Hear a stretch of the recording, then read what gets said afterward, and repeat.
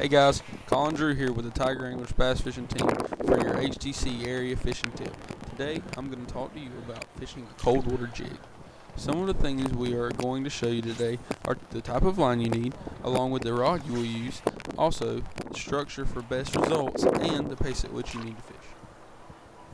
Now when in the early months of the year, when the water temperature's just not high, that warm yet, right before the spawn starts, the fish are going to be acting really slow, so they're going to be feeding on stuff like crawfish. That's when you want to bring your jig out, have a nice good crawfish trailer, soft plastic trailer on there, and just flip it on different types of coverage and docks. Fish love docks. When the sun gets up, they get up under the docks and get in the shade.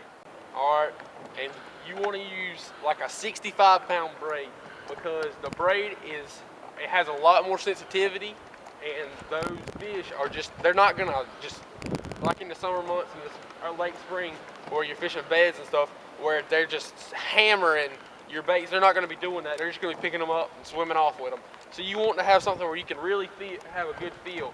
And so that 65-pound braid is really good for when you're fishing heavy covered docks, where when you hook up, you need to get that fish out of there, because a lot of even with the smaller fish, they're going to try to take you down and get you somewhere where they can unlodge that hook. And just when you get around the cover, you just got to fight through it. As far as equipment goes, you're going to want like a medium heavy, fast action rod, just something that's got a good bit of backbone. But when you do set the hook, it's got just enough bend in it that when that bass stays loaded up on it, and keeps the line tight so that jig's not coming out. It's just all in what you prefer. But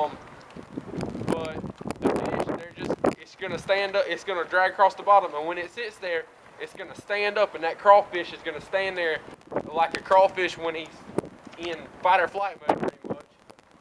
He's gonna stand there with his claws up in the air looking at the bass. And when that happens, the bass, it drives them crazy.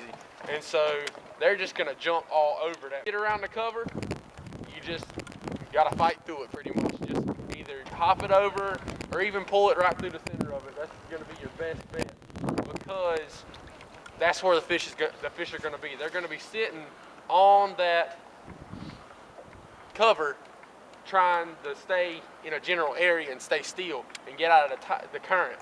On the lakes, you're not going to have to worry about current. You're going to have wind current. The wind's going to be pushing you, and that's just how your water's going to move. But at the rivers, like we have around here, you're going to have a lot of current. And so they're going to be trying to break that current. So dock pilings, bridge pilings, and brush piles are going to be your main source of cover for these lures.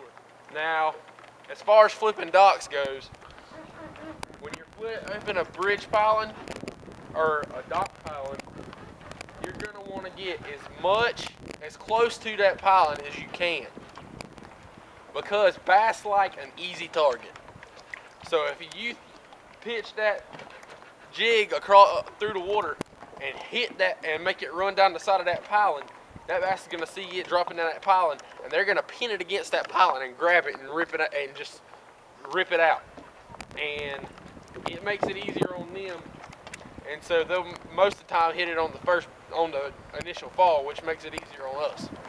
But if you're just learning how to throw a bait caster, it's really hard to skip docks without having a bird's nest or a backlash.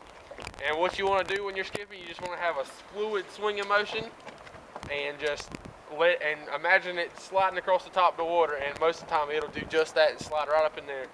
And what's that's used for is when the bass aren't relating to the pilings, they're under the docks. And you want to get as far back there under the dock as you can, because most people aren't going to be fishing that.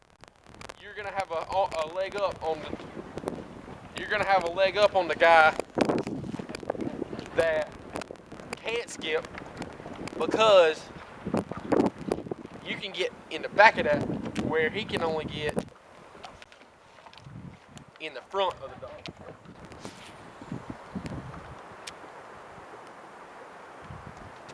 Well, this is Colin Drew for HTC and the Tiger Anglers with your daily fishing tip. Wishing y'all good luck and tight lines.